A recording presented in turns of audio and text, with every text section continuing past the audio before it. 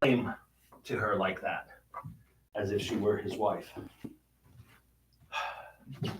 And it just drives me crazy. All right, Shabbat Shalom, everyone. Good Shabbos. Shabbat Shalom. Good Shabbos.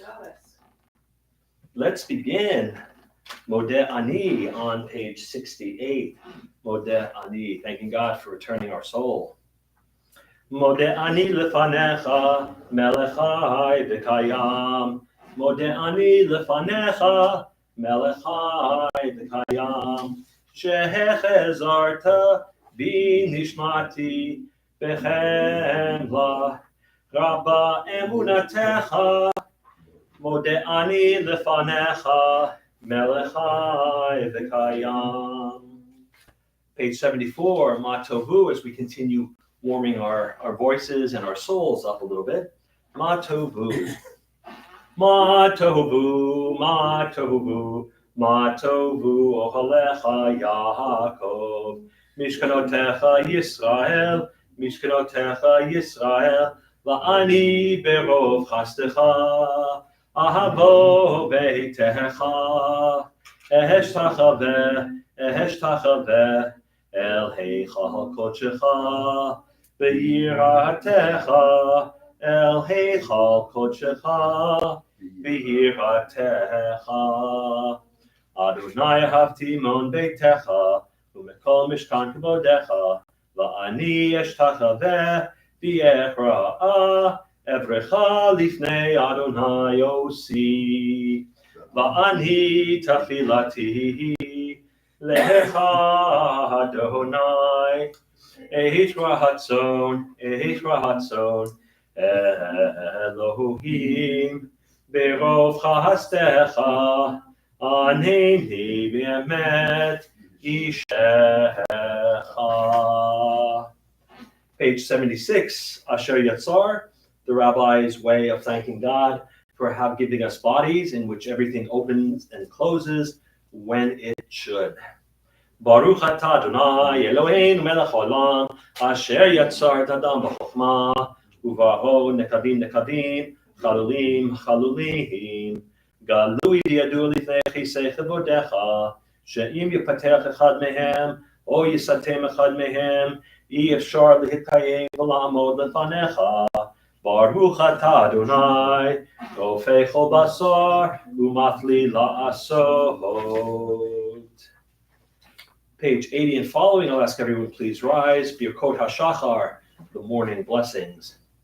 Baruch atah Adonai Eloheinu melech haolam asher natan l'sechel v'bina להבחין בין יום ובין לילה. Baruch atah Adonai Eloheinu melech haolam pokeach ivrim. Baruch atah Adonai Eloheinu melech haolam matir asurim. Baruch atah Adonai Eloheinu melech haolam zokef ketufim. Baruch atah Adonai Eloheinu melech haolam roka haaretz al hamayim. Baruch atah Adonai Eloheinu melech haolam המכין מצד הגבר. ברוך אתה אדוני אלוהינו מלך העולם מלביש ערומים. ברוך אתה אדוני אלוהינו מלך העולם הנותן להם כוח. ברוך אתה אדוני אלוהינו מלך העולם המעביר שינה מעיניי ותנומה מעפעפיי. ברוך אתה אדוני אלוהינו מלך העולם שעשני בצלם אלוהים. ברוך אתה אדוני אלוהינו מלך העולם שעשני בן חורין. ברוך אתה אדוני אלוהינו מלך העולם שעשני ישראל. ברוך אתה אדוני אלוהינו מלך העולם עוזר ישראל בגבורה. ברוך אתה אדוני אלוהינו מלך העולם עוטר ישראל בתפארה. Baruch atah Adonai Eloheinu melech haolam asher kiddushanu b'mitzvotav v'tzivanu la'asok b'divrei Torah. You may be seated. Elu devarim, these are the things that are limitless. We can do these mitzvot over and over again, and not only do we get credit in this world, but apparently to the rabbis we get credit in the world to come. אלו דברים שאין להם שיעור, שאדם אוכל פירותיהם בעולם הזה, והקרן קיימת לו לעולם הבא. ואלו הם כיבוד אב ואם וגמילות חסדים, והשכמת בית המדרש שחרית וערבית, והכנסת אורחים וביקור חולים, והכנסת כלה, לביאת המת, ועיון תפילה, והבאת שלום בין אדם לחברו, ותלמוד תורה כנגד כולם. There's a version of that exists where it says, the second line up from the bottom, V'hava'at shalom bein adam l'chavero, between a person and their neighbor, and bein ish bein ishto, between a husband and a wife. I would not want to get involved between a husband and a wife. But that's just one that is there. Pages 90 and 92, Kaddish to Rabbanan. Yitkadal v'yitkadash shmei Rabbah, v'almad yivrach yeruteh, v'yamlik malchuteh, v'chayechon v'yomechon v'chayed echol beit Yisrael, v'agala v'yizman karvi v'yimru, amen. Yehei shmei Rabbah mevorach l'lam u'lamei almaya, v'yitbarach v'yishtabach v'yitpa'ar v'yitramam v'yitnaseh, v'yitadar v'yitalev v'yitalal shmei d'kudusha b'richu, le'elam min kol birchata v'shirata, Tushbachata v'nechamata, da'amiram v'alma v'yimru, amen. All Yisrael, v'yal Rabbanan, v'yal Tamidehon, v'yal kol Tamidehon, v'yal kol man daskin v'oraita, di v'yatra hadein v'di v'chol atar v'atar. Yehei lahon l'chon shlama rabba, china v'chista v'rachamin, v'chayin arichin u'mizinei revichei, or for kanam mikadam v'hon v'ishmaya v'yara v'yimru, amen. Yehei shlama rabba min shemaya, v'chayim tovim aleinu ve'al kol Yisrael v'yimru, amen. Oseh shalom b'bramav, hu brachamav ya'aseh shalom, aleinu ve'al kol Yisrael ve'al kol yoshvei tevel v'yimru, amen. Page 94, we move out of Birchot HaShachar into Pesukei Dezimra, verses of Psalm and praise. Baruch She'amar, top of 94. Baruch She'amar b'hayah olam, Baruch hu, Baruch Hosef Reshit, Baruch Omer v'Yoseh, Baruch Gozer Mekayim, Baruch Merachem al haaretz, Baruch Merachem al habriot, Baruch Mishalem Sachar Tov L'Re'ahav, Baruch Haylad V'Kayam L'Netzach, Baruch Podeh U'Matzil, Baruch Shemo. 3 lines from the bottom of the English paragraph. Let's read together.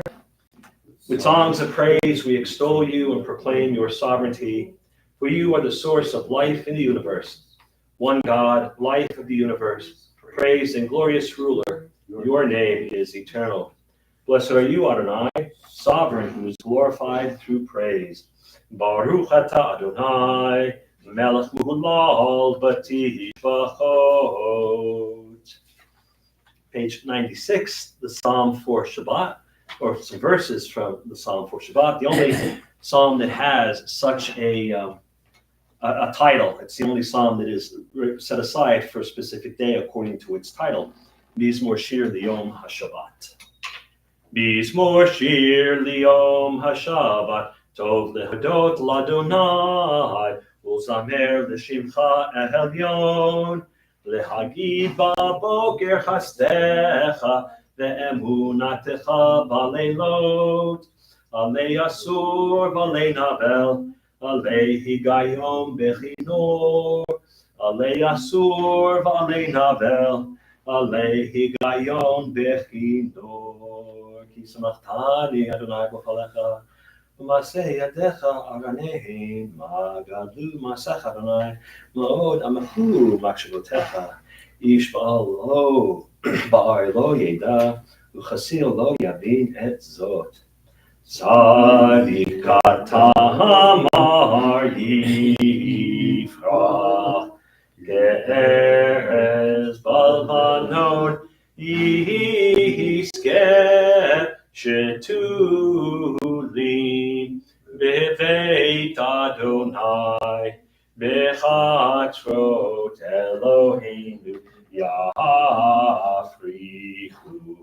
O Jinuvun B'Seva B'Shenim Ra'ananim Iyu Lehagi Ki Ashar Adonai Suri Below Avlatabo. All right, Psalm 145. It's a fine psalm by itself, but with a little help from its friends, it becomes, a power quartet like the Beatles or the Rolling Stones, and it changes its name to Ashrei, top of 97. Ashrei Yoshrei Beitecha, O Jehamelech Hasela. Ashrei Ham Shalach Lo, Ashrei Ham Shadamai Elohim. Tehillah David, Arumimcha Elohai HaMelech, V'avarcha Shimcha Li'olam Va'ed.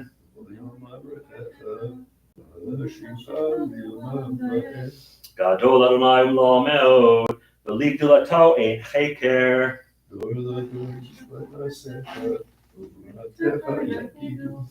Hadar Kavod Hodecha, V'divrei Niflotecha Asicha.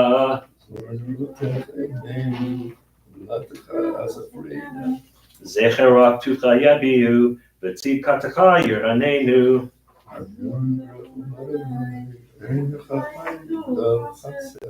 Tov Adonai Lakol, V'rachamav Al Kol Ma'asav.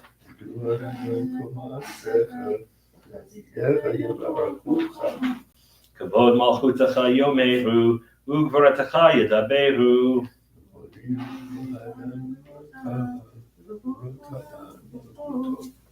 Malchutecha Malchut Kol Amim, U'memshaltecha B'chol Dor V'ador.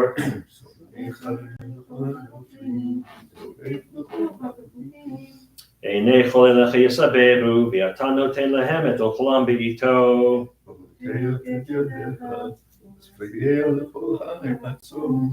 Tzadik Adonai B'chol Drachav, V'chasid B'chol Ma'asav.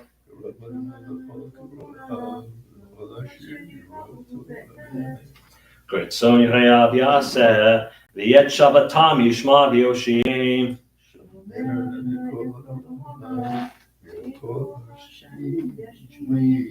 Tehillat Adonai Daber Pi, V'varecho Basar Shem Kodsho Li'olam Va'ed.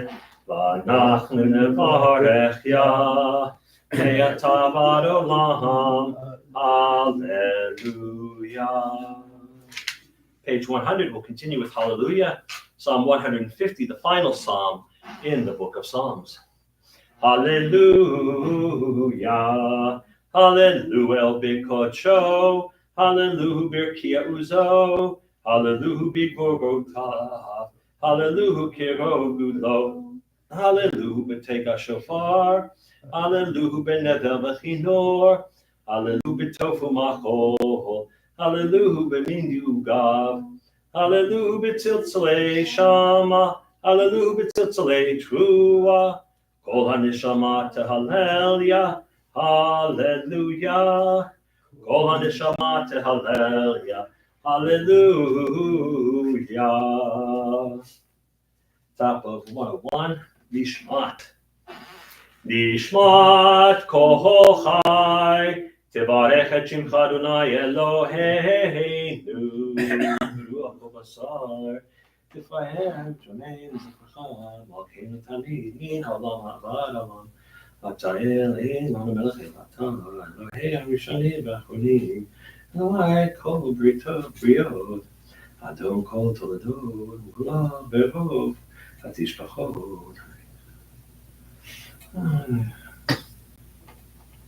L'cha levarcha אנחנו מודים, אילופינו לשע קיים, ולשוננו הנה כהמון גלה, ושפתנו שבח כמו קרבי רקיע, ועינינו מראות כשמש וכירח, וידינו, אין אנחנו מספיקים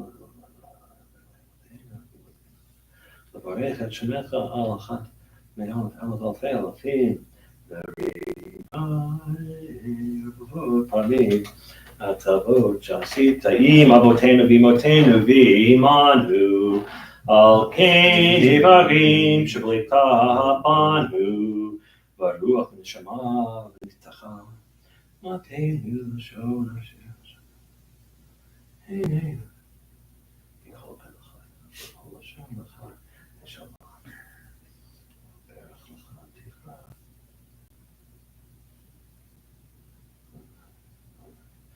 Kamor David, Barchi Nafshi et Adonai, V'chol Kravai et Shem Kodsho.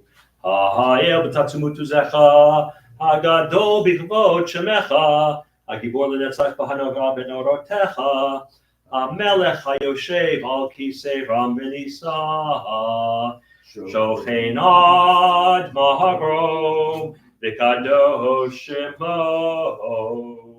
V'katuv ranu tzadikim baronai l'shavim navatila. B'fi yesharim tithalal, u'v'divrei tzadikim titbarach, u'v'yoshav chasidim titromah, u'v'kerev kedoshim tikadash, u'v'makalot rivavot amcha beit Yisrael, v'rinai parshim chal malkeinu b'chol dor v'dor. Page 105, please rise. Yishtabach.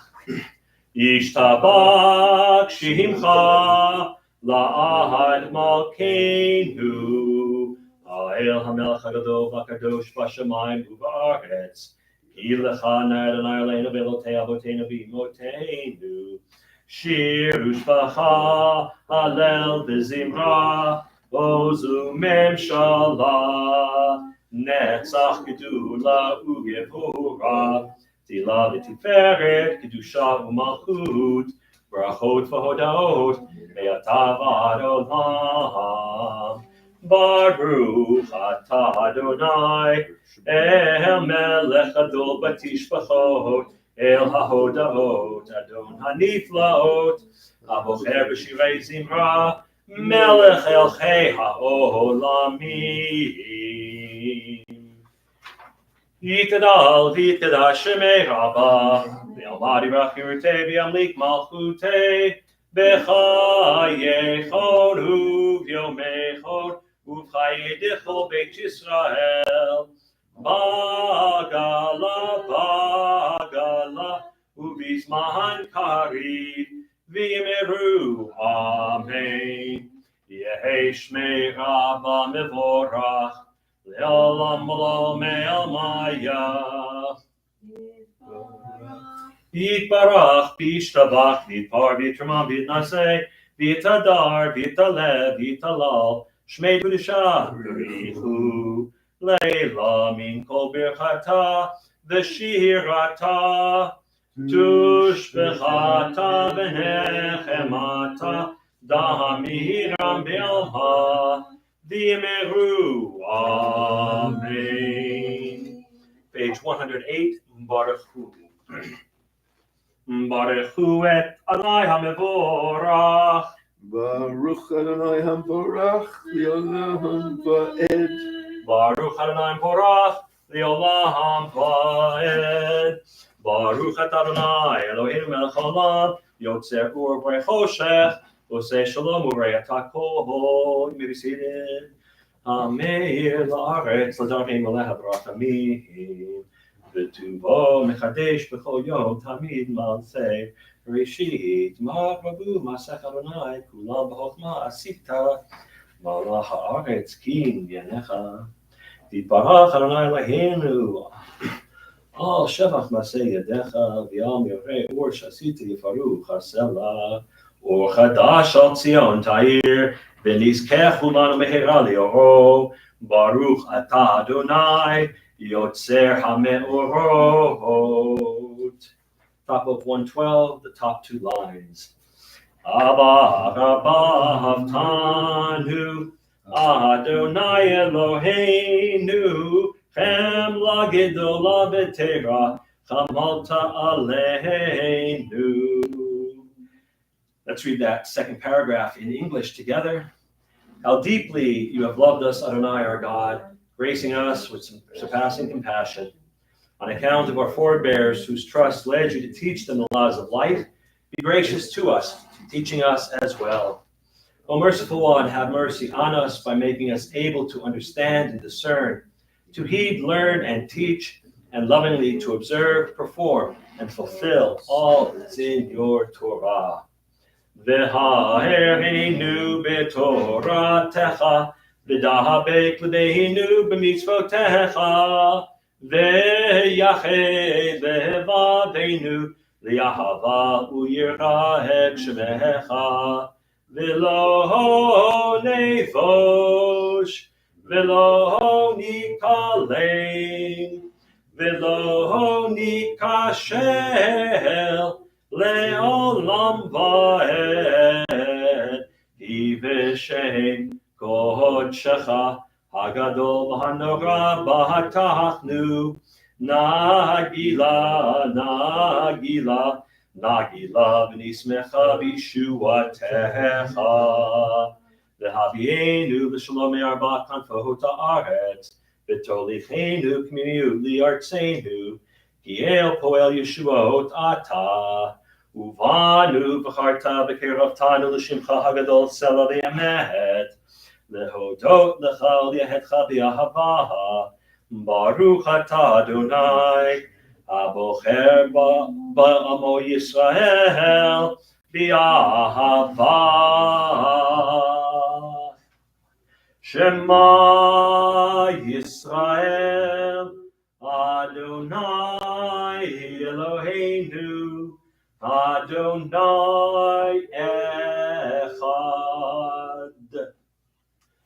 V'ahavta et Adonai Elohecha b'chol levavcha u'b'chol nafshecha u'b'chol meodecha, v'hayu hadvarim ha'ele asher anochi mitzavecha hayom alevavecha v'shinantam levanecha v'dibarta bam v'shivtecha b'veitecha uvlektecha b'derech uv'shoktecha uv'kumecha u'kshartam le'ot al yadecha v'hayu l'totafot b'neinecha Uchtavtam al mezuzot beitecha u'visharecha. 118. Vayomer Adonai el Moshe lemor, dahaber el bnei Yisrael v'yamarta alehem v'yasu lahem tzitzit al kanfei bigdehem ladorotam v'natenu Al tzitzit hakanaf betil techelet, v'haya lachem letzitzit uritem oto, u'schartem et kol mitzvot Adonai v'asitem otam, v'lo tatuhu acharei levavchem v'acharei einechem asher atem zonim achareihem, leman tizkeru v'asitem et kol mitzvotai v'tem kedoshim le'elohechem, Ani Adonai Elohechem asher hotzeiti etchem me'eretz Mitzrayim liot lachem le'elohim, Ani Adonai Elohechem, Adonai Elohechem, Emed, v'yaziv, v'ahuv, v'chaviv, v'nora, v'adir, v'tov, v'yafeh. Hadavar hazeh aleinu v'yomam v'ed. Emet Eloheim olam malkeinu tzur yakam magen ishenu. L'dor v'ador hu kayam u'shmo kayam. V'chiso nachon u'malchuto v'emunuto lad kayamet. U'devarav chaim v'kayamim. V'ne'emanim v'nechamadim lad olamei olamim. Mimitzrayim galtanu Adonai Eloheinu v'beit abadim v'ditanu. Al zot shivhu ahuvim v'rumemu el. V'natenu yedidim zmirot shirot v'tishbachot brachot v'hodot l'melech el chai v'kayam. Ram v'nisa gadol v'nora mashpil ge'im u'makpia shefalim hotzi asirim v'ufodeh anavim v'ozer dalim ועונה לעמו בעת שבם. תהילות לאל עליון, ברוך הוא מבורך, משה ונשכנו שירה, בשמחה רבה, ויאמרו כולם.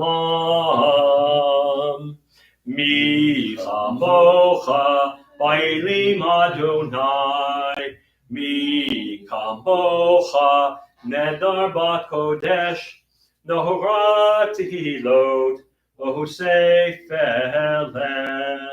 שירה חדשה, שיבחו גאולי, לשמך על שפת הים, יחד כולם הודו, והמליכו ואמרו, אדוני ימלוך לעולם ועד. צאן ישראל, קומה בעזרת ישראל, ובדך נאומך, יהודה וישראל. גו עלינו, אדוני צבאות שמו, קדוש ישראל. ברוך אתה אדוני, גאל ישראל. Page 124, we'll begin the Amidah together. Please rise.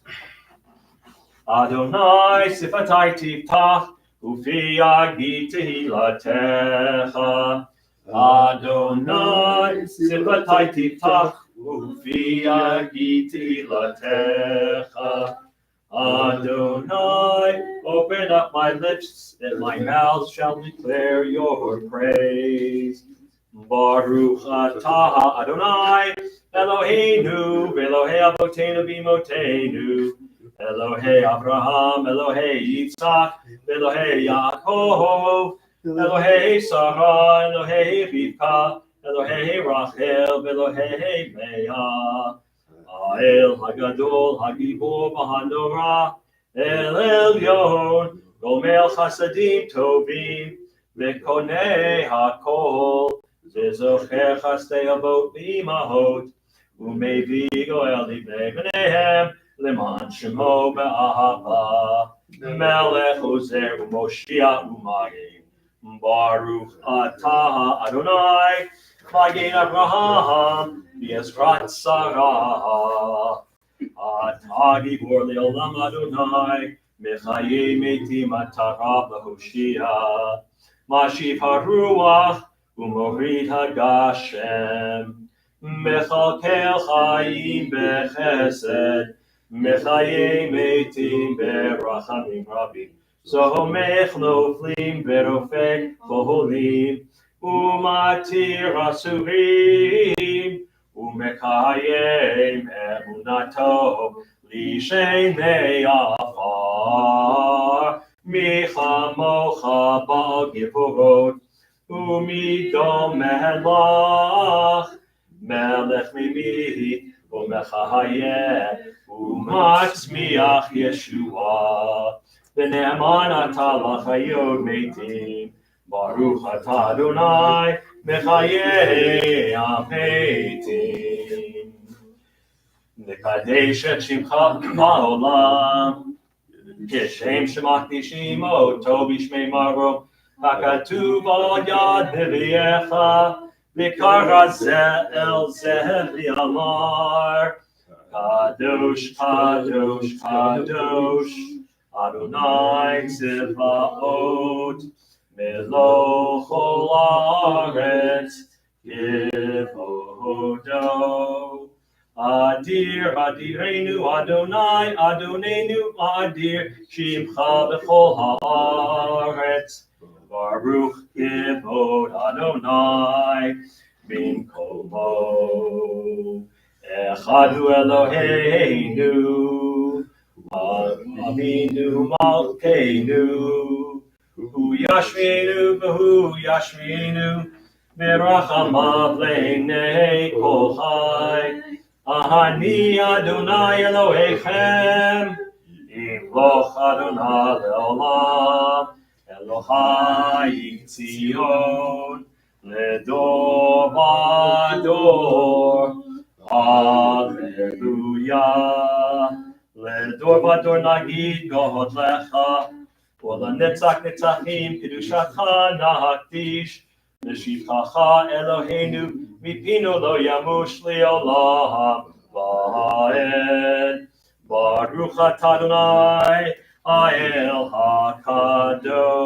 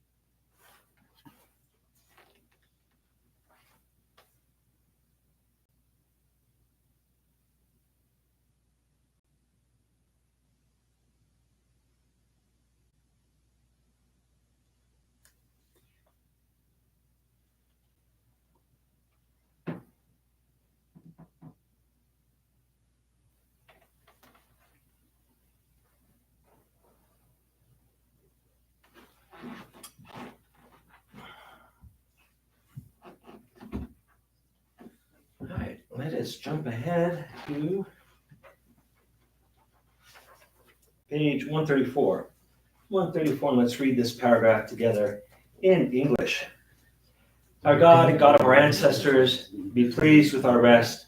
Sanctify us with your mitzvot and grant us a share in your Torah. Satisfy us with your goodness and gladden us with your salvation. Purify our hearts to serve you in truth.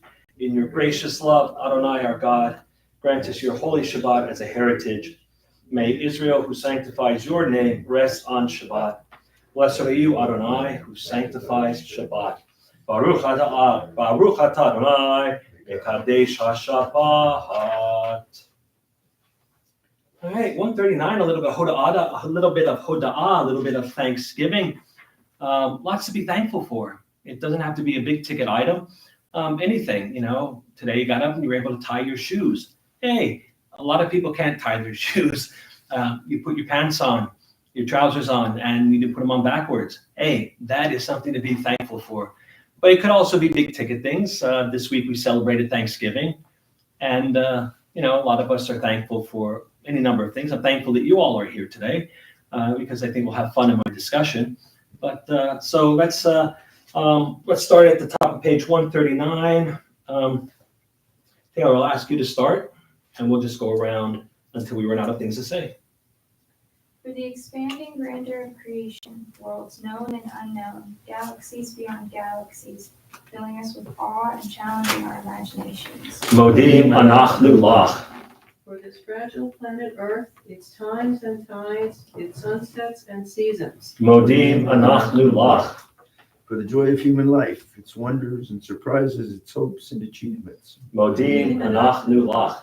For human community, our common past and future hope, our oneness transcending all separation, our capacity to work for peace and justice in the midst of hostility and oppression. Modim anachnu lach. For high hopes and noble causes, for faith without fanaticism, for understanding and views not shared. Modim anachnu lach. For all who have labored and suffered for a fairer world, who have lived so that others might live in dignity and freedom. Modim anachnu lach. For human liberties and sacred rights, for opportunities to change and grow, to affirm and choose. Modim anachnu lach. And together, we pray that we may live not by our fears, but by our hopes, not by our words, but by our deeds. Blessed are you, Adonai. Your name is goodness, and you are worthy of thanksgiving. Baruch atah Adonai, hatov shimcha l'chanei lehodot. We'll close out on 140, the Amidah, with the prayer of peace in the morning. Sim shalom. Sim shalom tova uvracha, chen v'chesed v'rachamim, aleinu v'al kol Yisrael amecha. Baruchenu yotzreinu kulanu kechad beor panecha. Ki beor panecha nahatata lanu Adonai Eloheinu. Torat chaim v'ahavat chesed utzedaka uvracha v'rachamim v'chaim v'shalom v'rachamim v'chaim v'shalom v'tov b'einecha v'baharech et amecha Yisrael b'chol eit uv'chol shah Bishlomecha, Baruch atah Adonai, Hamivarech et amo Yisrael, Bashalom. All right, we're going to jump ahead to 253. 253, one of the many prayers for healing in our tradition. This one is called Mishaberach. May the one who blessed our ancestors, Abraham, Isaac, and Jacob. Top of page 253. Misha Berach Avotenu Vimotenu Avraham Yitzhak Yaakov Sarah Rivka Rachel V'Leah Hu Yivarech et HaCholim HaKadosh Baruch Hu Yimalei Rachamim Aleihem L'Hachalimam L'Rapotam L'Chazikam V'Yishlach Lehem Mehera Refuah Shleima Min Hashemayim Refuah tanefesh, refuah taguf, hashta bagalav bizman kariv, v'nomar amen. May the one who blessed our ancestors, Abraham, Isaac, and Jacob, Sarah, Rebecca, Rachel, and Leah, bless and heal those who are ill. May the Blessed Holy One be filled with compassion for their health to be restored and their strength to be revived. May God swiftly send them a complete renewal of body, and spirit. And let us say, Amen. We're going to jump ahead to 258 and 259, prayers of our community. And at the top of 258, Ron, would you give us a prayer for our congregation? Source of all being, may the children of this community learn these passions from us: love of Torah, devotion and prayer, support of the needy. May we guide with integrity, and may our leadership be in your service. May those who teach and nourish us be blessed with satisfaction, and may we appreciate their time and their devotion. Bless us with fruits of wisdom and understanding, and may our efforts bring fulfillment and joy. Baruch atah Adonai, she'otecha levatcha b'yira na'avod. Taylor, the prayer for our country, you could do the top two paragraphs, thus says Adonai, or O guardian of life and liberty.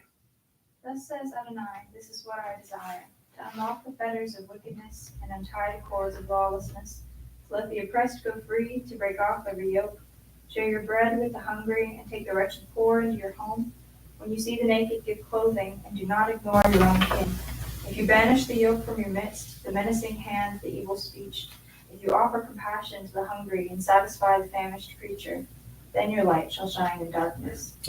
That's from the Haftarah for Yom Kippur. That's one of the Haftarot. Top of 159. Shalu Shalom Yerushalayim Yishlayu Abayich. Pray for the peace of Jerusalem. May those who love you prosper. Avinu Shabbat Shemayim Sur Yisrael V'Golo Barech Emidat Yisrael Reshit Tzmichat Gulatenu. Again Aleha B'Yavrach Chastecha V'Fros Aleha Sukat Shlomecha Ushlach Orcha V'Amitecha L'Rasheha Sareha B'Yotzeha V'Takneim Be'etzah Tova Mil Fanecha V'Natata Shalom Ba'aretz V'Simchat Olam L'Yoshveha V'Nomar Amen. Amy, how about that in English, please? O Heavenly One, protector and redeemer of Israel, bless the state of Israel, which marks the dawning of hope for all who seek peace. Shield it beneath the wings of your love. Spread over it the canopy of your peace. Send your light and truth to all who lead and advise, guiding them with your good counsel. Establish peace in the land and fullness of joy for all who dwell there. Amen. Amen. All right, friends. Oh, I have a teaching today. Boy, Boy, do I have a teaching. Oi, oi, oi. It's such a teaching. Such a teaching. You should know how much I love you to give you a teaching like this. You could just come and give me some old rabbi's speech from 30 years ago or 50 years ago. But no. I went and dug out stuff. I found stuff. Cool. I found good stuff. Interesting stuff. Compelling stuff. Well, you might not think so. I do. And that's what I think it matters. All right. There you go. So this week, we are introduced to new characters, one of whom is going to take us through much of the rest of the book of Bereshit, much of Genesis.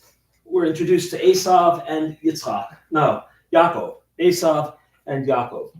Two brothers, twins. A lot of ink has been spilled on this week's Parsha because we have to make Esav a villain. Because he is the firstborn, he is the Bechor, he is the first one out of the womb, and so he is entitled to everything. You know, it's fine. But as we've seen, at least in the last two Parshiot, it's the secondborn who we like to favor, right? Ishmael is the firstborn from Abraham and Hagar. Yitzchak is the secondborn regardless, and he gets to carry on. What we're going to find out with Esav and Yaakov is that even though Esav is the Bechor, Yaakov is the one that's going to, and I say by trickery, get what he needs. Not trickery at both times. The first time where Esav comes back from the field and he says he's starving, and Yaakov has a bowl of stew, and he says, well, give me your Bechorah, give me the stuff that comes with the firstborn, and I can have it. You can have some food. And Esau says, well, I'm near death, I'm going to die, so what's the Bechorah to me? What's all this stuff? And so a couple of things that a lot of commentators and we in America or in the West don't understand. When Esau says he's coming in from the field and after a hunt and he is near death, that might be very literal. In America, we go hunting. Those who hunt, we get up. I've never hunted, but people get up before the crack of dawn. They go to their deer stand or whatever. They spend the day there, and then they come home. And nobody's near death after that experience, right? You're not nearly starving. Esav and hunters back 3,500 years ago had to go out into the field. When they said go out into the field, they meant go out, and they were gone for a week, 2 weeks, looking for game and to bring it back. So if he had an unsuccessful hunt, he would be very hungry when he comes back. And when Yaakov says, well, give me your birthright, Esav's like, I'm going to die if I don't get something. What good will the birthright be? The birthright meant that he inherited the lion's share of everything. Right? Now, it starts off that Esav is an Ish Sadeh. He is a man of the field. He goes on to be a warlord. He doesn't need the tents. He doesn't need the herds. He doesn't need the servants. They would encumber him. They would keep him from doing what he needs to do. And so Yaakov, who we're told is Ish HaOholim, he is a man of the tents. This is what he wants. He wants the stuff. And so Esav says, take it. Yeah, I don't need it. I'm going to die anyway. Later on, when it comes to the bracha, that Rivka and Yaakov trick Isaac, and he gives the blessing to Jacob. That's what breaks Esav's heart, because the blessing is what was important. The blessing was the old man saying, yeah, you're my son. I bless you. I give you the permission to be who you are. And Yaakov stole that. That's what breaks Esav's heart. And so in the text, Esav does nothing to deserve being turned into a villain. He becomes one of the great villains in the tradition, more so than Ishmael. Esav, we trace him and we say, he gives us Amalek. He gives us all the way up to Hitler. There are people who trace his lineage up through Hitler. But any of the great villains that we come across, Amalek, Sinwar. pardon? Sinwar. Sinwar. He's talking about the modern guy. I'm sorry. Oh, yeah. I'm thinking, I don't know any classical Jewish villains. Haman. Anybody who was bad to us, we say Asa. We also trace him back because his name, one of his other names is Edom, which means red, because he was born with this hairy mantle of red hair covering his body. And so we trace him back to Rome. And he has somehow had something to do with the founding of Rome and convinced them way, way back to be nasty to us. Right? So Esau is a villain in the tradition. Even when he's acting like a nice guy, the rabbis still want to make him out to be the villain. And there's no reason why, other than Jacob has to be the one that rises to prominence. Esau can't. So I found us 3 teachings that I really like about Esau and how they try to vilify him. I need to keep to the trope. It's the younger son that gets everything. We're going to see this again. We're going to see this with Jacob and Joseph, where Joseph is the favored child. And then when Joseph is gone, Benjamin, who is the youngest child, gets all the attention lavished. We see it with Moshe. Moshe is the third born. He's not the firstborn. But that's rectified because Aharon becomes the Kohen Gadol. Miriam is a sister who has no role in Judaism at the time, but she is Moses' closest confidant. And then Moshe is the lastborn, and he gets to lead the children of Israel. We see it with David. David is the runt of the litter. He gets to do the heavy lifting, and he becomes king. Amy. I was also thinking of Joseph's sons. Joseph's sons, Menashe and Ephraim. It's interesting. When we bless our children on Shabbat, we say, may God make you like Menashe and Ephraim. Right? And people say, well, why not Abraham, Isaac, and Jacob? Right? Because out of the entire Torah, at least the entire book of Genesis, of the entire Torah, these are the only 2 brothers who got along. Everybody else had some issue with another sibling, and Menashe and Ephraim were the only ones who traditionally got along. And so, yeah, Abraham and Yitzchak and Yaakov might have done great things, right? What do we remember Menashe and Ephraim for? Not a lot, but we use their names as blessing for peaceful families.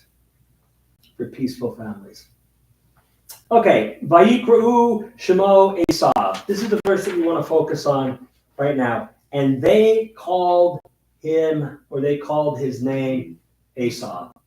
Right? They called his name Esav. And we're going to get a little bit of a Hasidic Maisa, a little Hasidic story. Rabbi Ephraim. I'm sorry. Rabbi Ephraim Hamagid mi Sidi Lakov. He's a famous Hasidic Rebbe. Kimat shelo hayu lo Hasidim. It seems as if he didn't have a lot of Hasidim. Even though Shehayat Tzaddik v'Kadosh. Right? Even though he was a great tzaddik, he was a righteous man, and he was holy.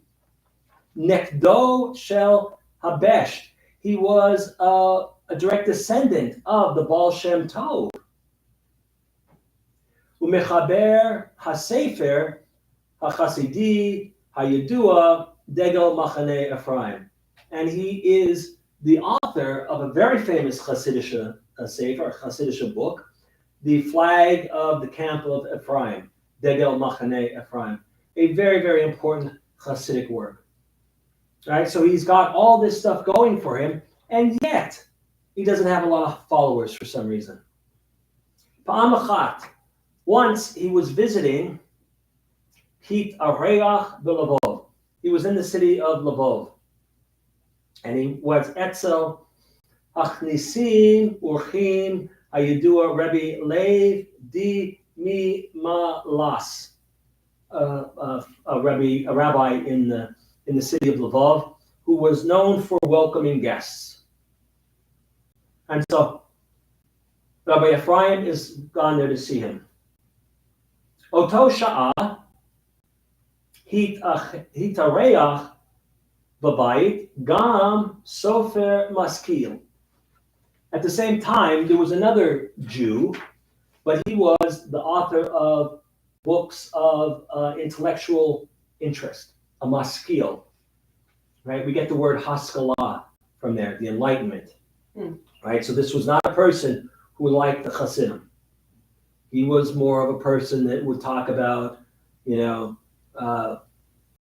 why religion is not important, or things like that, or why observance isn't important. So he's visiting at the same time. Bikesh Allah lahaknit et Baal Hadegel. So this guy wants to vex. He wants to stick the knife into Rabbi Ephraim, right? Not literally, but he wants to make fun of him, right? Because he's a religious guy, and I'm of the Enlightenment. I'm so much better than you. What's the word degel in there again? That means that meant flag. It does, but here in this case, it's Baal Hadegel is a way of referring to somebody's book. Baal Hadegel means Rabbi Ephraim, the guy who wrote it. Right? For a lot of Sfarim, we know them by the author is known often by the title of his book. Right? The Chafetz Chaim. His name was Rabbi Meir Yisrael Kagan, but nobody knows that. Same Kagan as the Supreme Court Justice. Could be that Kagan or Kag. Yeah. So possible, because it's not that common a name.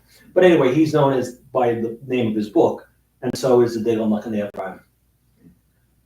Va'amar lo derech kin tur. He speaks to him in an insulting way. This is the maskil. Ata mitnaheg kerebi ve'ein lacha chasidim. You hold yourself, you act like a rebbe, but you have no chasidim. You have no followers. Li, me, yesh yoter ma'aritzim. Meshish lacha. I have so many more followers than you. More admirers, more followers. Amar lo Rebbe Ephraim. Rebbe Ephraim says to him, Etzel Esav ne'amar, vayikru shemo Esav. Of Esav it said, and they called him Esav, b'lashon rabim, in the plural. V'amar al zeh Rashi, and Rashi says of this, Hakol karu lo kach. Everyone called him thus. Right? Everyone. But ulam etzel Yaakov ne'amar b'lashon yachid. But when it comes to Jacob, he's spoken of in the singular. Vayikra shemo Yaakov. And he called his name Yaakov. V'amar Rashi, and Rashi says, HaKadosh Baruch Hu, the Holy Blessed One, Kara lo Yaakov, that God calls him Jacob. Ki et Yaakov yada v'hechir rach HaKadosh Baruch Hu, that the Holy One recognized and appreciated him. Aval ha'olam, the world, Ha'adif et Esav. The world, the masses, preferred Esav. So it's a nice little jab back at the maskil, because he says, yeah, you call yourself a rabbi, Rebbe, but you don't have a lot of followers. But everybody knows who I am. I have so many admirers. And so instead of taking the bait and going at it like we normally would, the Rebbe Ephraim says, look, when it comes to Esav, everybody knew his name. Everybody called him. They called him Esav. And so everybody knew him. What does that mean? Esav's not a great guy. But when it came to Jacob, only one voice called him Jacob, and that was God. And it's because God recognized and appreciated Jacob. Everybody else appreciated Esav. So what he says is, I'm in better company with not having a lot of followers. And you can have a lot of followers, but it means ephes, bupkis, gornished, nothing. Yeah.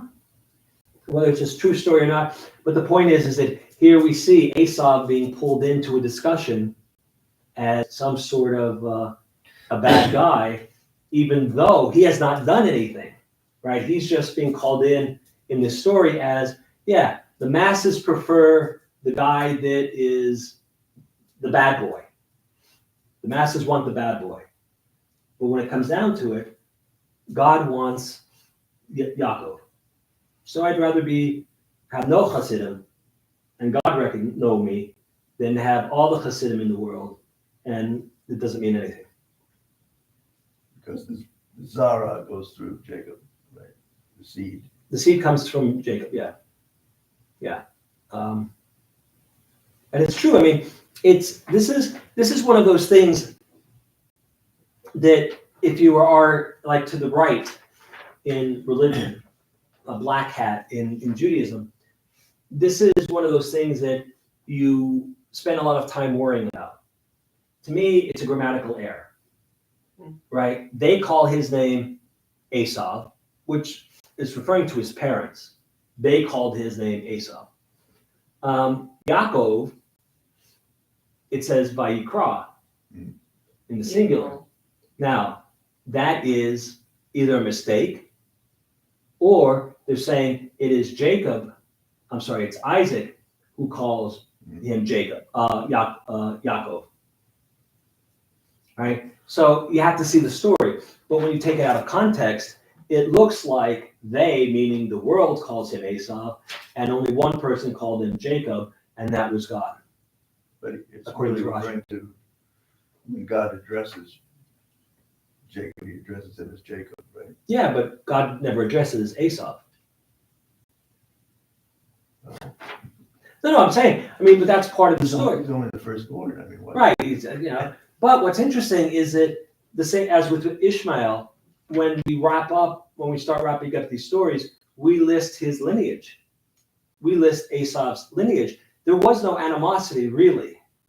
That comes much later when the biblical commentators want to justify why Yaakov, because he's a ganef, he's a trickster, he is cunning, right? And he gets put in his place by Lavan, right? But everybody's, no, Yaakov, Ish Tam, he's a simple person. No, right? If we were writing a Torah, I would have Yaakov dealing 3-card Monte on the street in Manhattan, right? Because that's the way he thinks. Because here we go. Let's go. Vayehi Esav ish Yodea Said ish Sadeh Vayaakov ish Tam, and then it goes on to ish Ha'olahim, that he was a man of the tents. But it says, and Isaac, and it was, Esav is an ish Yodei Said. He's a man who knows game. He hunts. Ish Sadeh, he's a man of the field. And Yaakov is an Ish Tam. Tam can mean simple, innocent. He's he's quiet, right? He's quiet. Esau had a big personality. Yaakov doesn't at this point, right?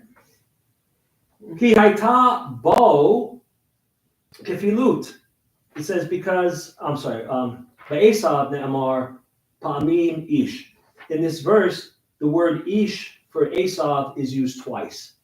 He's an ish who knows game, and he's a man of the field. But for Yaakov, he's only mentioned ish once, ish tam. And they say that's because Esau has a duality, achi filut, du partsufiyot. He has two faces, right? So now you know that this is not going to be good for Esau, right?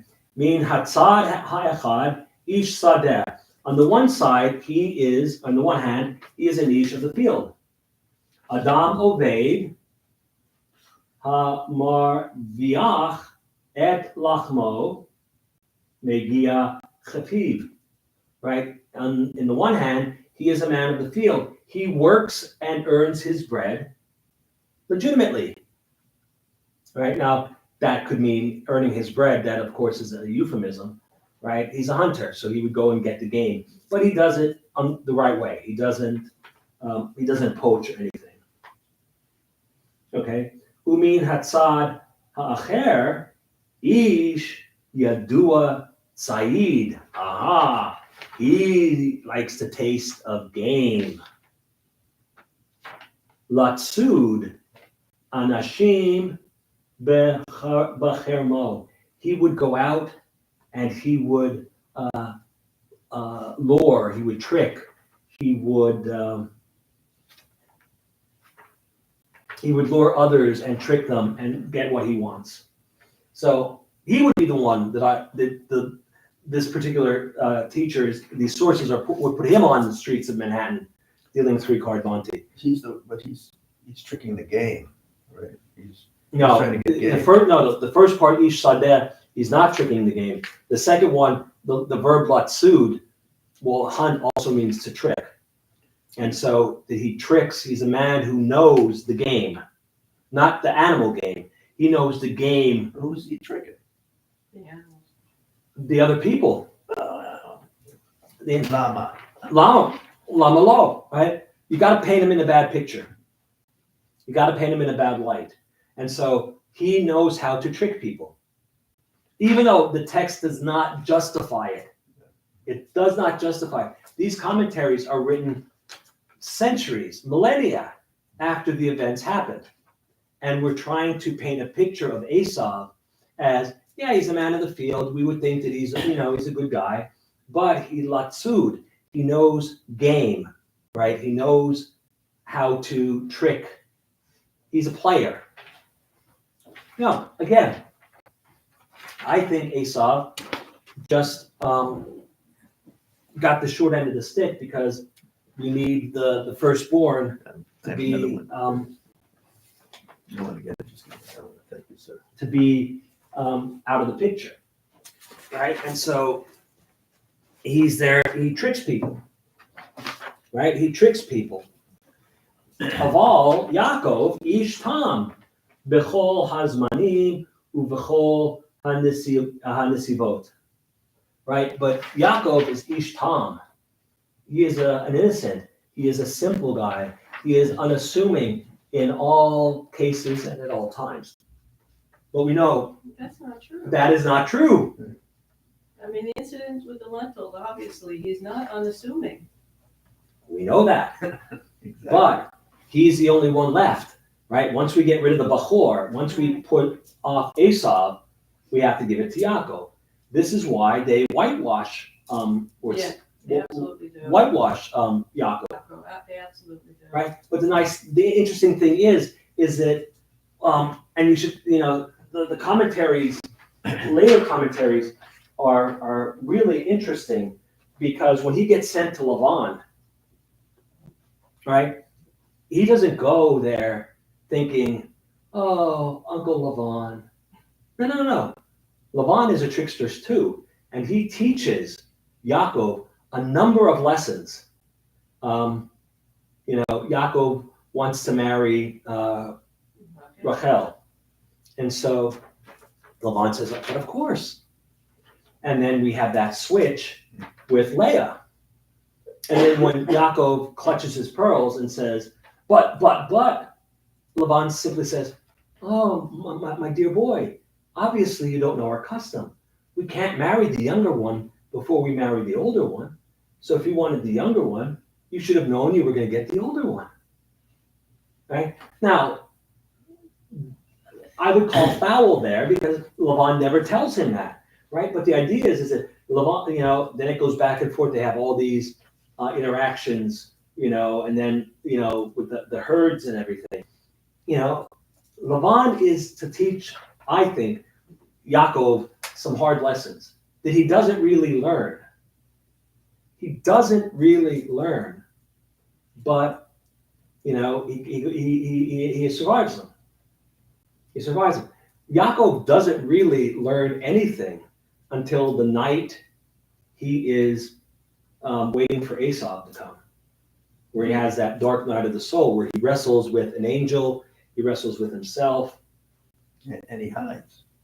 Because he's hiding, yeah.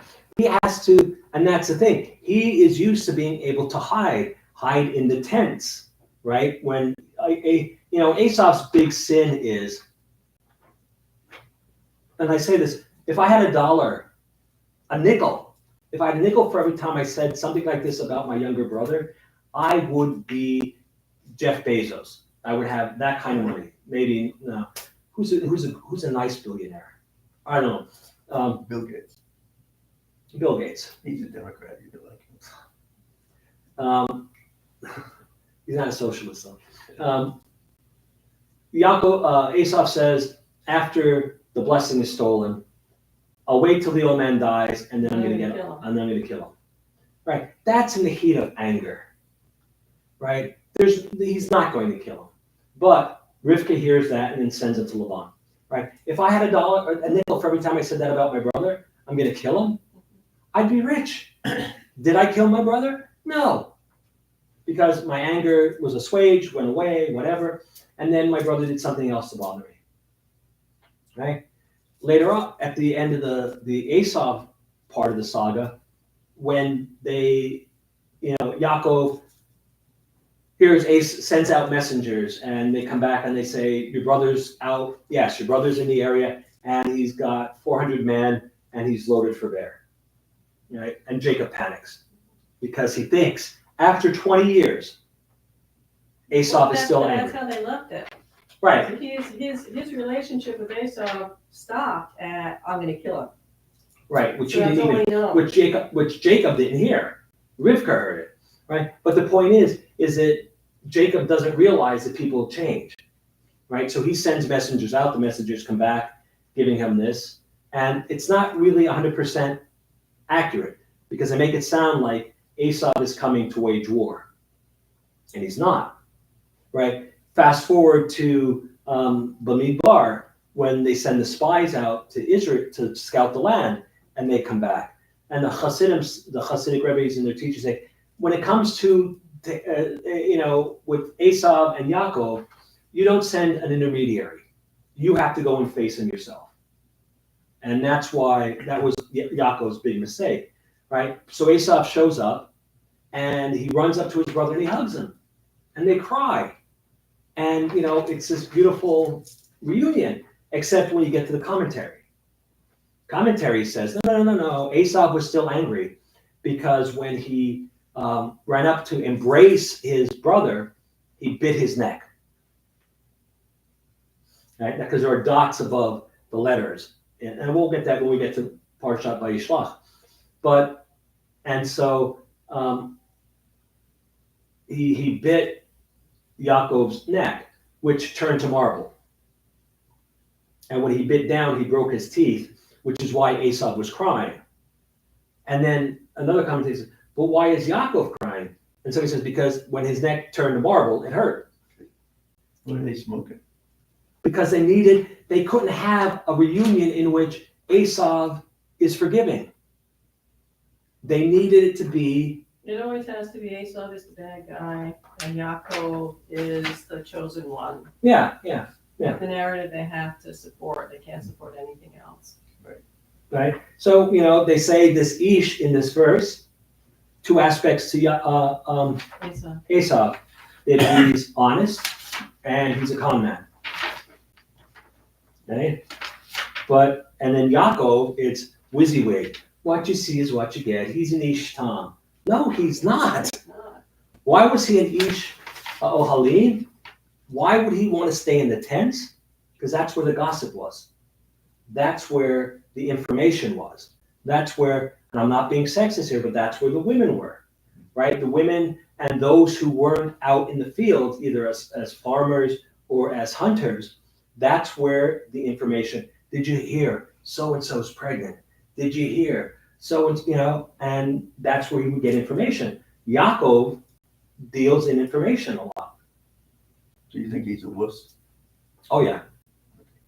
100%. He's such a wuss that, when he goes out to meet, when he has his whole family going out to meet Esau, not with the 400 guys, he has, how he has his family stretched out. Oh yeah. The women and the children are here, and then the children that he doesn't care about that much are in the front. Yep. And, Rachel's children are in the back. And he's in the back by himself. Yeah. Right, and it said that, he puts them out there because if he's coming for war, he'll have to dull his sword, to get through all of them before he gets to Jacob. Right? I get it. I get Jacob being afraid, but 20 years is a long time. And Esau wasn't Esau knew where he was. Right, he never tries to come after him. No, he was with Laban, right? He was with his uncle. Right? No. Yeah. And if he's somebody who's listening, and if he's somebody who gets information, clearly that stops when he gets to Laban's house.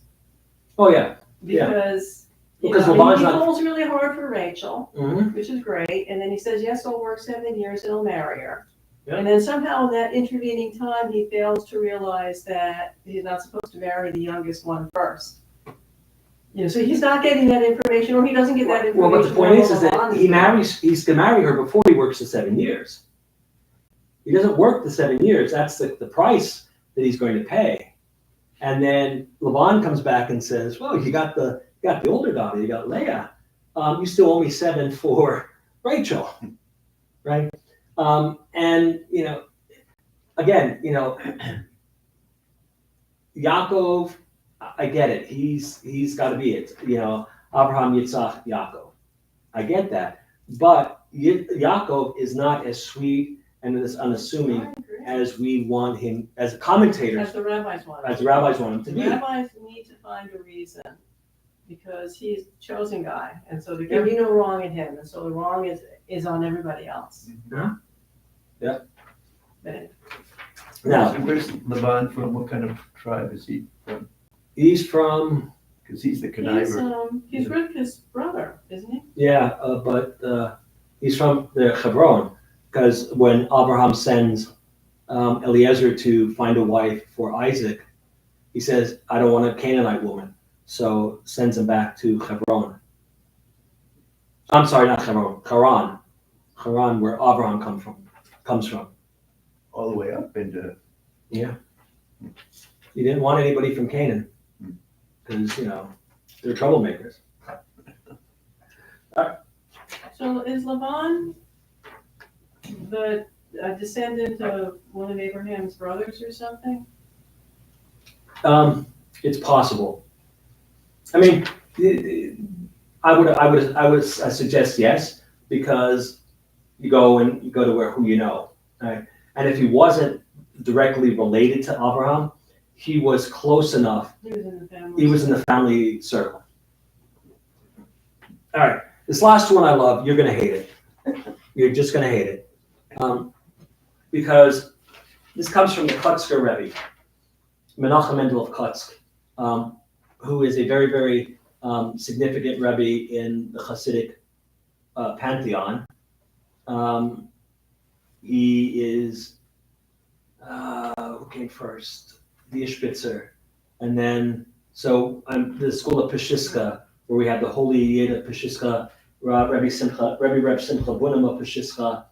We have Kotsk, and then out of Kotsk comes Ger, the Ger Hasidim, that are now the world's largest group of Hasidim, and the Rebbe has beautiful payas, but they wear white knee-high socks when they're dressing up. Oh, Poland? Ger. At the beginning of the war, they were the world's largest group of Hasidim as well, and they were nearly wiped out during the war.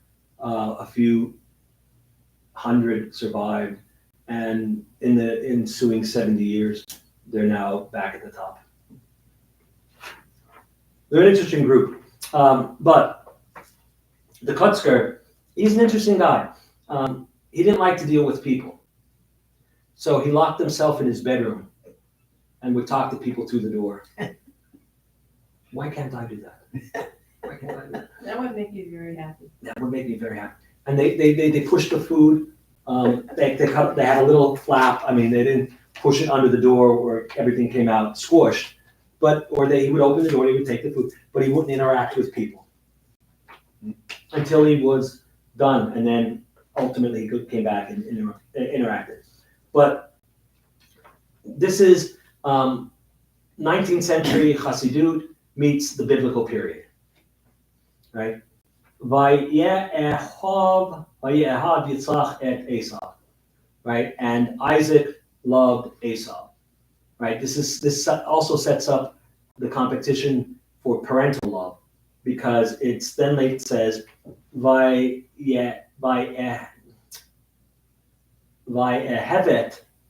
Rivka et Yaakov, and Rivka loved Jacob, right?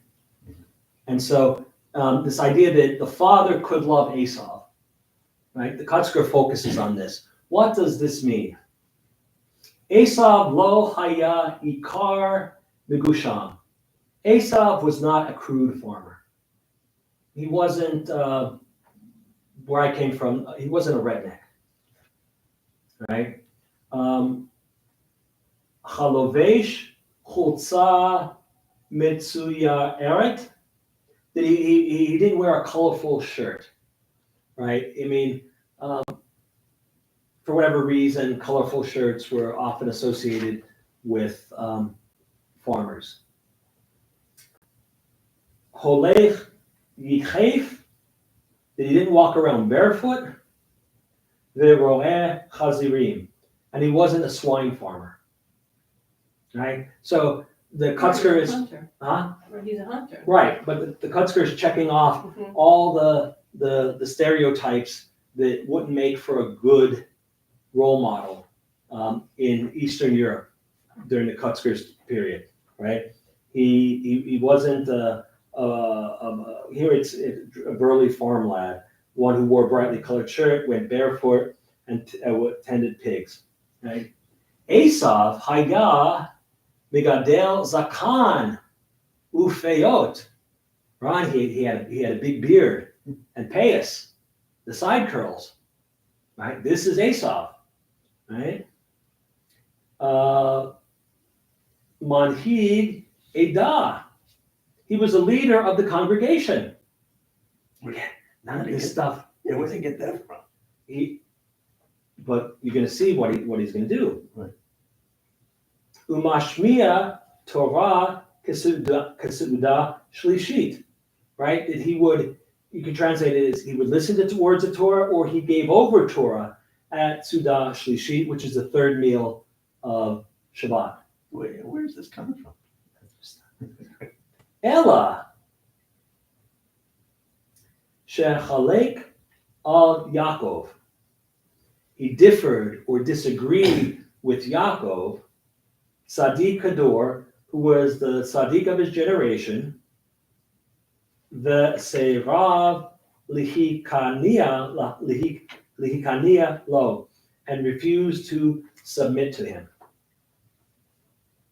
So now does the Kotzker think that Esau was walking around looking like that. Absolutely not. But what he's doing is he's saying, we have nothing on Esau that we could say that he was walking around in a colored shirt, right, immodest, that he was barefoot, that he was, a redneck, that he was a swine farmer, right? All that, no. He was, according to, if we looked at him, if he were alive today, we would say that he had a long beard and payas, that he was a leader in his congregation, that he gave over words of Torah. His problem is that he would not listen to his brother, who was the Rebbe, or the Tzaddik Hador, right? The great teacher of the generation. He refused to submit to him. He refused to acknowledge his brother's greatness. So what I like about this one is that he doesn't go digging for dirt, but he takes the idea that Yaakov is the one who is chosen, and Esau should have listened to him, but he chose not to. And so chosen by the mother. Well, but the idea is that,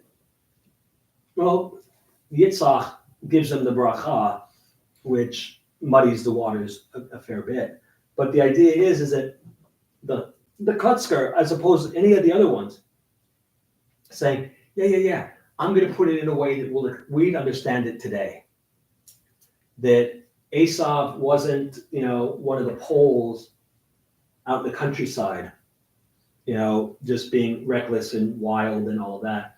He was, in fact, he would be a member of the congregation. He would have the beard and he would have the payas. But the fact is that when the Rebbe, meaning his brother, would say something, and if Esau disagreed with it, he would go and do his own thing. That's the problem with Esau. And out of all of the Chassid commentary, all of the commentary, this is the closest one that we get to not having Esau as a villain, as in with the mustache and the dark hat, but as just somebody who wouldn't submit. He wouldn't submit to his father. He wouldn't submit. He is, kind of a wild man. He's Ish Tzadeh. He's a man of the field. That is, in biblical Hebrew, the Sadeh is the wilderness in a way, right? The Ohalim, the tents, that's where civilization was, right? And so Esau spent more time out amongst in the woods. He didn't like to be around people. He was a man's man. He was a man's man, seriously. I mean, he's what that idea of a mountain man, or, and Yaakov was, mama's boy, a homebody. And there's nothing wrong with that. It's not a value judgment. It's just that, Esau takes a hit for being something that we all deep down would like to be. The person that can go out into the woods, into the field, and survive. I mean, at least I can, which is why I always liked Esau, which I was always worried. My brother, I kept him away from my father, lest the Alta give him the blessing. No, but just some views of Esau, and believe me, these are not nearly as angry or as vindictive as some of the commentators get with Esau.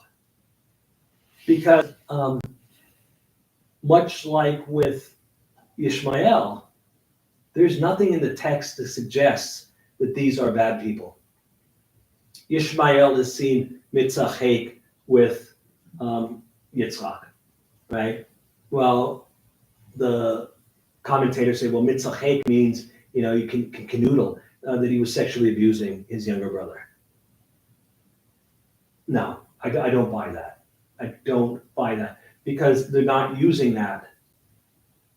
The word means to, anyway. But that's it for Ishmael.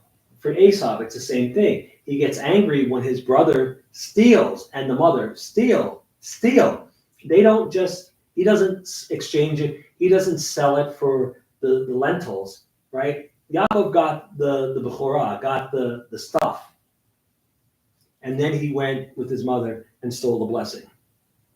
And that's what upset Now, Esau. these folks are under the law of Noah, right? Or there are some commandments that exist before Moses, right? Isn't there a code of Noah? Well, that comes much later. Oh. That comes much later. But My question is, was bearing false witness who's bearing false witness? Rebecca and They're lying. Okay, that's bearing false. Yeah, but they're not bearing false witness against somebody. Well, that's okay. No, I mean there's a difference. There's lying, right? Did you eat the cookie? So No. lying is not forbidden in the Ten Commandments, is that? No, not explicitly. Lying about someone else, right? Bearing false witness means I saw my brother eat the cookie. that's right. And I ate the cookie, not Amy, because I would eat my brother's cookie. But the idea is that bearing false witness is detrimental to somebody else's life, right? He broke that commandment. They both broke that commandment. Well, they lied and they stole. That's another one. Well, no, the point is that, yeah, but it's, again, this is probably why we need a Torah to tell us what to do and what not to do. But what we're seeing here, and this goes, we could see it beginning with Cain and Hevel, right?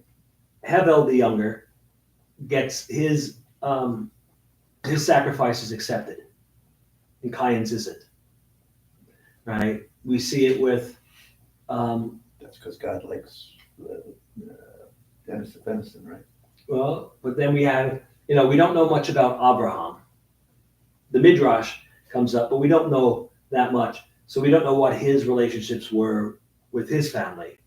But we see it with Isaac and Yishmael. The second one is given prominence. We see it with Yaakov and Esau. The second one is given prominence. We'll see it with Joseph, right? A little more than second, but that's okay. Well, but he's actually Not primogeniture. no, he's not even close. He's 11 of the 12 tribes. Now we don't know where he is in terms of Dinah, but he's number 11. Benjamin is 12, right? So way down there, right? Which is what causes Reuven and Shimon and Levi to get so upset when the old man is handing out, multicolored coats, and none of them are getting anything, and it's all going to Joseph, right? Who just happens to be the firstborn of the darling wife, Rachel. So, I don't know. What do you think, Taylor? I don't know. You don't know? I think the Kutzker, though, is also trying to cut Esau some slack. A little bit of slack, that his big sin is disobeying his brother in whatever way we would interpret that. Right? And I always like this teaching because it's one of the few times where I think there's a little bit of humor in the teaching, where it's that, Esau, when we imagine him, we think he's going to be a big burly farm boy, or he's going to be dressed ostentatiously, or, he's going to be barefoot, or he's going to, be a pig farmer. No, he's just a regular chassid who just doesn't listen to the Rebbe. I don't know. I keep trying to rehabilitate them. I keep trying to rehabilitate Esau. Is that because you're the firstborn? Yeah. Yep. I'm the firstborn. I'm the Bechor. Do you listen to your brother? No. Not even a little bit. Not even a little bit.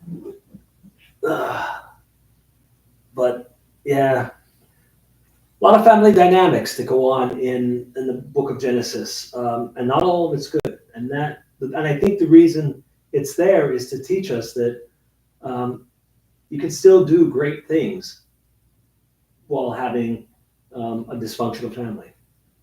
Right? There's not one good family in the book of Genesis. They all put the fun in dysfunctional. I mean, there's all sorts of things that make us go ew. And yet, and this is what separates us from a lot of other religions, is that we show the warts with everybody, right? You don't have to be perfect to be a good person. You don't have to be perfect to do, God's will, for lack of a better word. Just do your best. Right? Yaakov ultimately, I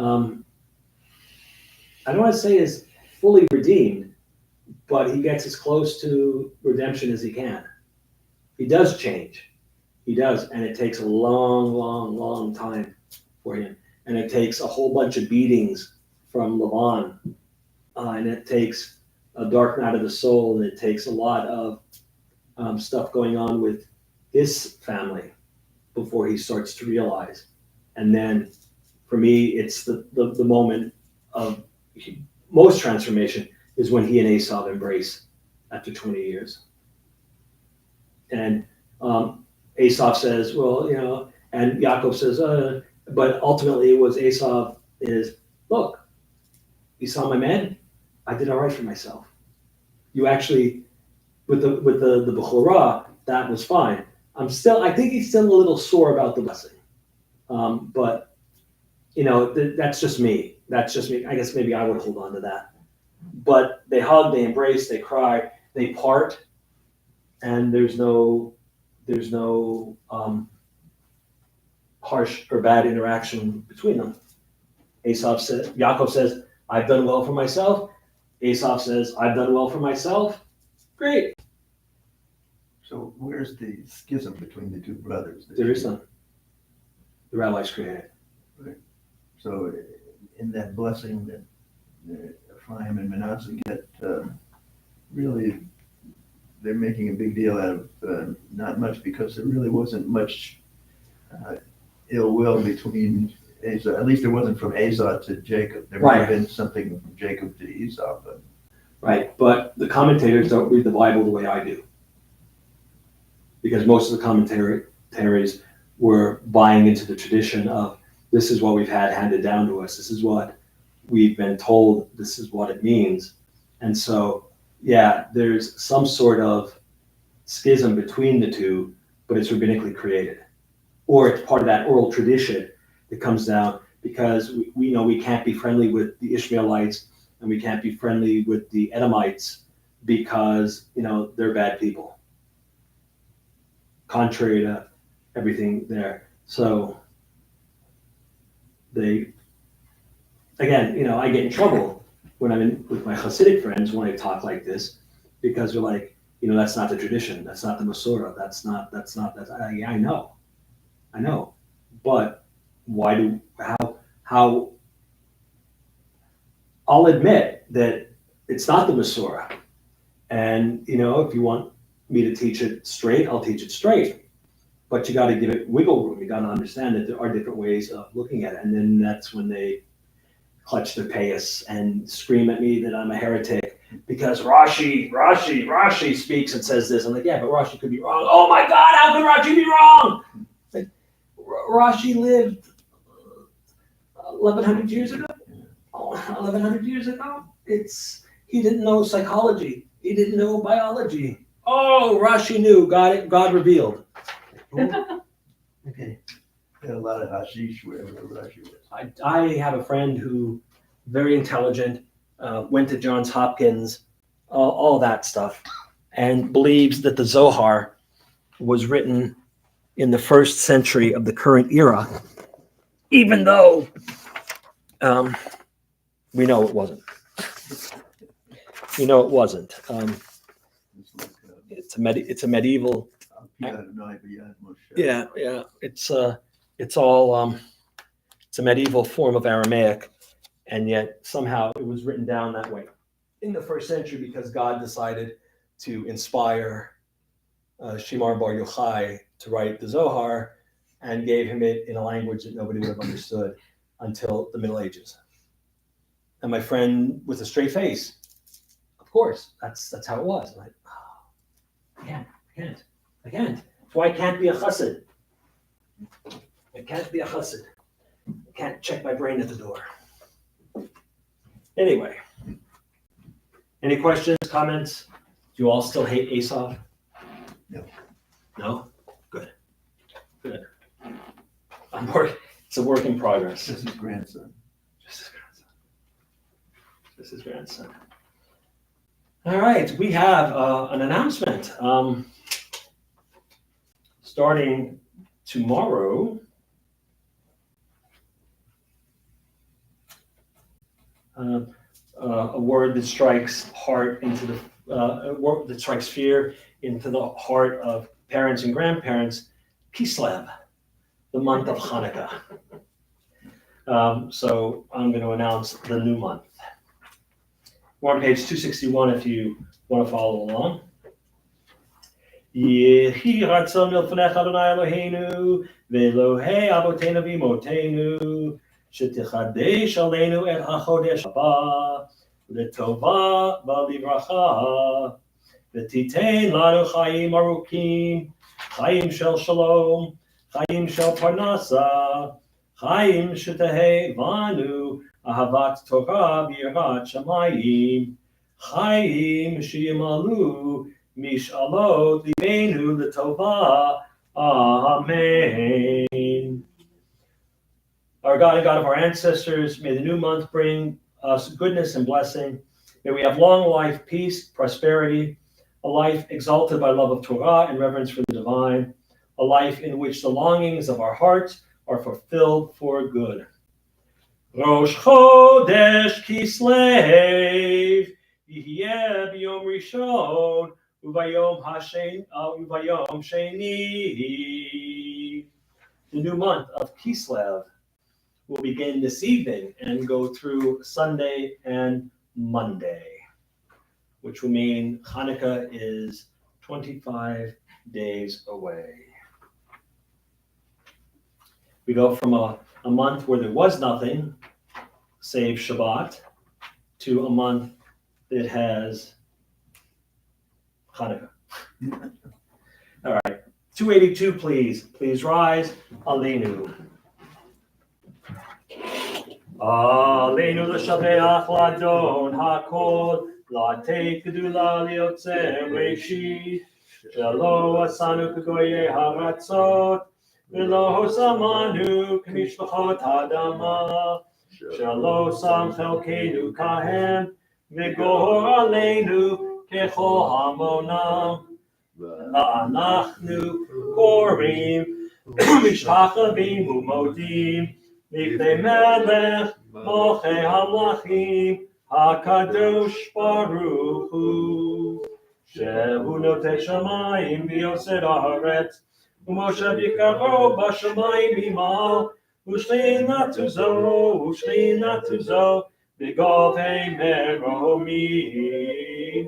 Hu Eloheinu Eino, Emet Bokenu Efesulato, Kakatu V'Torato, V'yadata Hayom V'Hashevota, Elevavecha, Ki Adonai Hu Elohim, B'Shamayim Imal, V'Yal Haaretz, Mitachat Eino.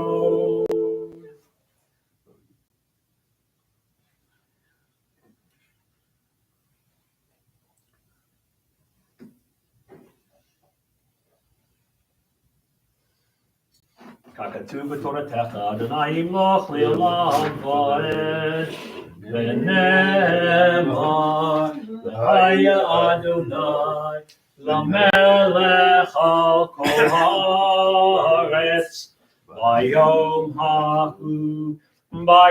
hahu yihyeh Adonai echad u'shemo U'Shemo Echad. You may see that this week we observe the following yard sites: Joanne Gellin, wife of Ed, mother of Jessica; John Loudfoot, relative of Beryl Crand; Dewey Murphy Sr., Scott's grandfather; Peggy Lewis, Walter Jr.'s wife, Debbie and Walt's mother; Samson Finn, Mina Poland's father, grandfather of Ron; Myrtle Friedman, Morris's wife; Isidore Glick, David's uncle; Enid Neufeld, Mark's mother; Jean Stern, daughter of Walter and Bernice Stern, a sister of Marcia, Kathy, and Wendy; Golda Herskovitz Stern, grandmother of Diane Shaddles; Louise Klein, friend or relative of Ida Strauss; Robert Cohen, Eve Feinberg's brother; Douglas Schneid, Tori Witcher's nephew, son of Tori's sister, Donna; Leslie Schneid, Tori Witcher's niece, daughter of Tori's sister, Donna; Nicholas Heyman, friend or relative of Bernard Cohen; Stephen Jacobson, Paul's father; Benjamin Lazar, Maxine Frankel's father; Mike Meyer, Joan Weisberg's uncle; Jerry Rosenberg, Cheryl Hirsch, and Susie Brodoff's uncle. May their souls be bound up in the bond of life. May their memories be a blessing to us all, and may they always rest in peace. Mourner's Kaddish, found on page 294. Yitkadal v'yitkadash shmei Rabbah, v'elmad yivrach hirutei v'yamlik malchutei, v'chayechon v'yomechon v'chayei dechol Beit Yisrael, v'agalah v'zman kariv v'yimru, amen. Yehei shmei Rabbah mivorach l'olam u'lamei almaya, v'yitbarach v'yishtabach v'yitpar v'yitramam v'yitnaseh, v'yithadar v'yitalev v'yitalel, shmei d'kedusha b'richu, le'elam yinkol birchata v'shirata, tushbachata v'nechamata, damiram v'alma v'yimru, amen. Yehei shlama Rabba bin Shemaya, v'chayim aleinu v'al kol Yisrael v'yimru, amen. Oseh shalom b'imromav, hu ya'aseh shalom, aleinu v'al kol Yisrael v'yimru, amen. You may be seated. Shabbat shalom and good Shabbos. Oh, just a couple of quick announcements. Tomorrow morning at 9 o'clock, we have our Sunday morning service, and no class this week. Lots of people are traveling from my classes, so we're not going to have any. But next week, next Sunday, a week from tomorrow, we'll be sending out an email, but we're going to have my Siddur and prayer class. And so what that is if you've ever wondered how to navigate the Siddur, if you've ever wondered when to bow, when to say Amen, when not to say Amen, this will be the class for you. You'll get all those handy tidbits of what to do and when, as well as getting a look at the prayers themselves and learning how to decode the Siddur. So that'll be on Sunday afternoons at 2 p.m. starting next week. Please let us know if you're going to attend, because there'll be printed materials and we want to make sure that we have enough, but that we don't go overboard. December 15th is the congregational meeting. It's a Sunday evening, so you'll either get an email or have gotten one, but we'll remind you as that day comes closer. And then December 20th, the weekend that I am so not looking forward to, Cantor Beth will be back in town to torture me a little bit. And it's a big weekend. We're going to have a Tiny Human Shabbat on Friday night, and then a musical Shabbat for the adults. Saturday morning, we'll have, I hope, a minyan and a lunch and learn afterwards. Saturday night, we're going to have an evening of live music and other entertainments. And then Sunday afternoon, we're going to have a family Hanukkah program and craft. So lots going on, and we're going to need you to RSVP for whatever of those events you're going to come to, because there's going to be food involved in many of them. and we want to make sure that we have enough food. And then for the family Hanukkah project, we have enough materials. So it's a lot to digest right now, but don't worry, you'll get emails from us. And I think that's it. Yeah. Lots coming up down the road. And then, of course, after Keter Beth is here, it'll be Hanukkah. So, and there's stuff going on for Hanukkah as well. All right, let's close out with, Ein Keloheinu, and then some Kiddush. And Ein Keloheinu, 3:22.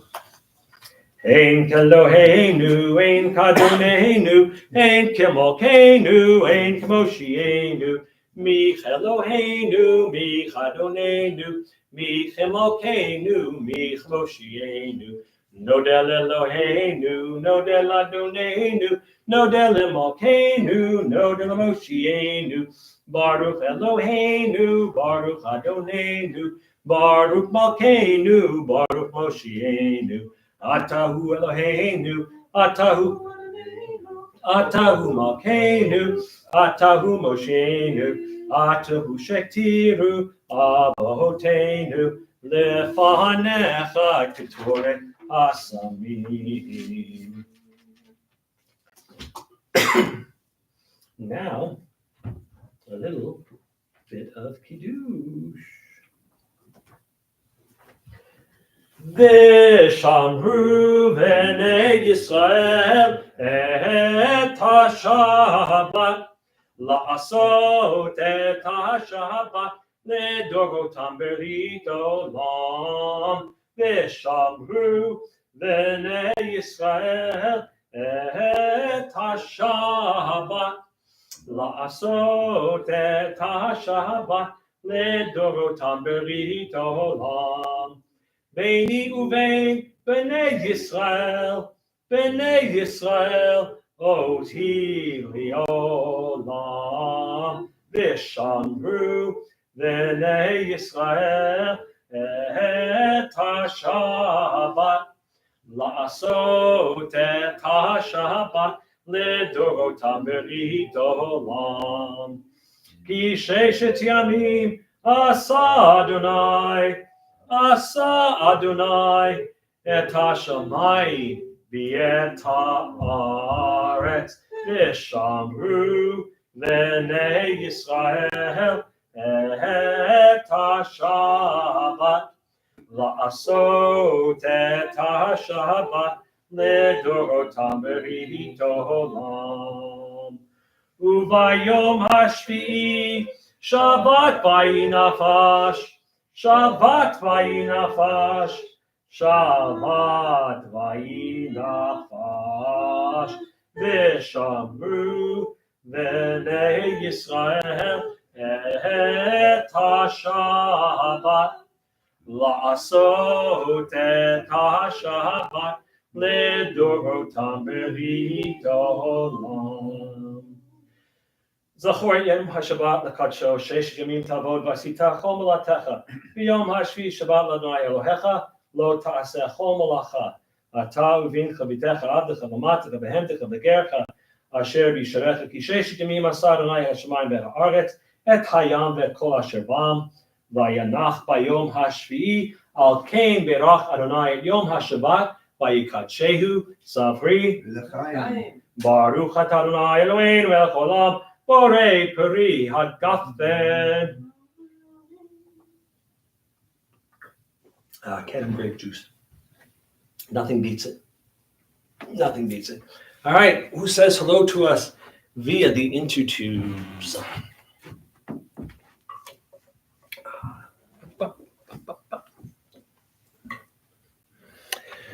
David Johnson, good Shabbat morning and a good rest. And he says, hello, Mom. And there's Mom. Shabbat Shalom to all from Rabbi's Mom and Cliff from a very cold Pennsylvania. Wishing all a peaceful weekend and a great week ahead. Stay warm. Hi to all at services today. And Mom says, hi, David J. All right, well, all right, friends. It is, it's a chilly one out there, but it looks like the sun is still out. And so enjoy your Shabbat. an early Chodesh Tov, an early, maybe a good month for us. I want to wish everybody a Shabbat Shalom and a good Shabbos. And please, please be careful out there.